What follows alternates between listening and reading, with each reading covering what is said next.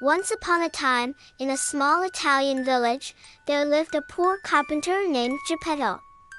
Geppetto was a kind man who loved children, but he had none of his own. One day, while walking through the forest, he found a piece of wood that seemed almost alive. He decided to carve a puppet from it to keep him company. He worked tirelessly, carving and shaping the wood until it took the form of a little boy.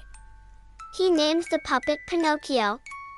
To Geppetto's amazement, as soon as he finished carving the last detail, Pinocchio blinked his eyes and began to move. He was alive. Geppetto was overjoyed and treated Pinocchio like his own son. However, Pinocchio was a mischievous puppet and often got into trouble.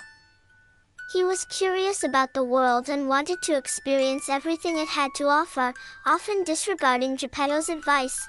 One day, Pinocchio met a cunning fox and a sly cat who convinced him that he could become rich if he planted his gold coins in the field of miracles.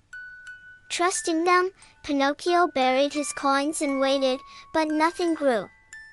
The fox and cat had tricked him and stolen his money. Ashamed and sad, Pinocchio returned home to Geppetto, who forgave him and welcomed him back with open arms.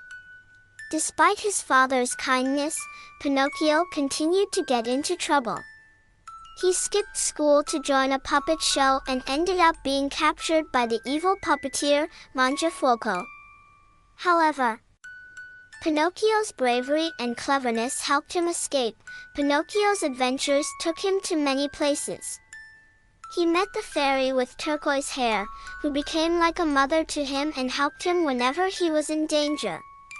She taught him important lessons about honesty, bravery, and love. Despite her guidance, Pinocchio's greatest challenge was overcoming his own tendency to lie. Each time he lied, his wooden nose grew longer. Realizing the importance of telling the truth, Pinocchio tried hard to be honest, but it was not easy. In his final adventure, Pinocchio heard that Geppetto had gone out to sea to look for him and had been swallowed by a giant whale.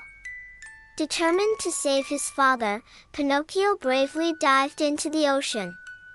Inside the whale, he found Geppetto, and together, they devised a plan to escape. Using his cleverness, Pinocchio tickled the whale's throat with a feather, causing it to sneeze them out. They returned home safely, and Pinocchio vowed to change his ways. He studied hard and worked diligently to make Geppetto proud. One night, after a long day of hard work, Pinocchio fell into a deep sleep. When he woke up, he was astonished to find that he had become a real boy. The fairy with turquoise hair had rewarded him for his good deeds and honesty. From that day on, Pinocchio and Geppetto lived happily together.